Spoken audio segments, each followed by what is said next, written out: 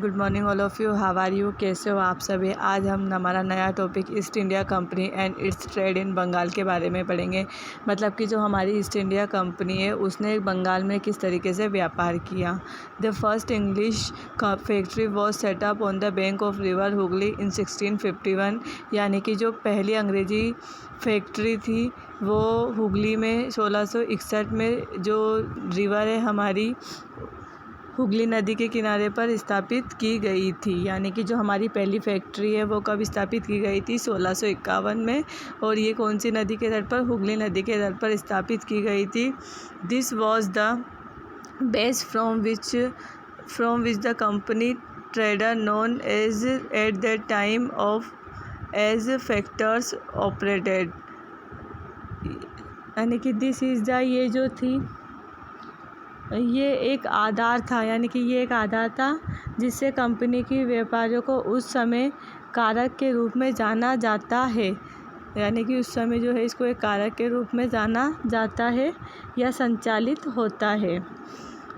They factory had a warehouse where goods for export were stored and it had official where company official set.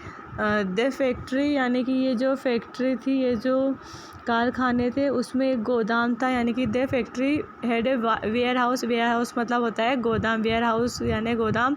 तो factory जो थी उसमें क्या थे, ware house मतलब कि गोदाम थे। वेयर जहाँ पर कि गुड्स फॉर एक्सपोर्ट, जहाँ पर निर्यात के लिए सामान को क्या किया जाता रहा था, स्टोरेड मतलब कि संग्रहित किया गया था। And it had official where company official set, और इसमें कार्यालय थे जहाँ कंपनी के अधिकारी बैठते थे। मतलब कि ये जो था इसमें क्या किया गया था कि इसमें जो कारखाने थे उसमें गोदाम होते थे जहाँ पर निर्यात के लिए सामान को संग्रहित करते थे, और इसमें कंपनी के में कार्यालय होते थे जिसमें अधिकारी बैठते थे। As trade expanded, the company persuaded merchant and trader to come and settle near the factory. व्यापार के एज ए ट्रेड एक्सपेंड का मतलब होता है विस्तार। तो व्यापार के विस्तार के साथ कंपनी के व्यापारियों और व्यापारियों को कारखाने के पास आने और बसने के लिए राज़ी कर लिया। मतलब कि व्यापार का विस्तार तो हुआ ही सही, लेकिन उन्होंने क्या कर लिया कि कंपनी के जो व्यापारी थे उनको कारखानों के पास ही आकर रहने के लिए जो है उनको राज़ी कर लिया अराउंड द सेटलमेंट। यानी कि वहीं पर जो है इन्होंने trader come and settle near the factory, मतलब कि वहीं पर इन्होंने उनको राज़ी कर लिया। By 1696 it began building A fort around the settlement.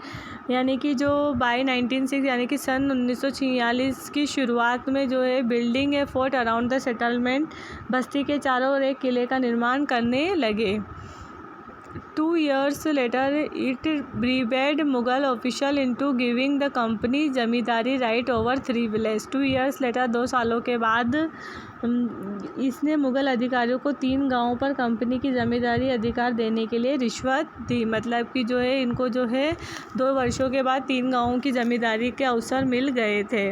One of this was Calcutta which later grew into the city of Calcutta और Kolkata as it is known today. One of this was, इनमें से एक कलकत्ता थी जो बाद में कलकत्ता या कोलकाता शहर में विकसित हो गई, जिसको आज हम कोलकाता के नाम से जाने जाते थे, वो पहले कलकत्ता के नाम से जानी जाती थी, जहाँ पर इन्होंने जो है अपना क्षेत्र का निर्माण किया था।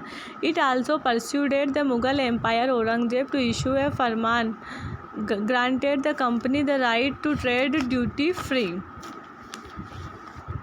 इट इज़ आल्सो, क्योंकि इट इज़ आल्सो परस्यूडेड, क्योंकि ये आज भी ज्ञात है।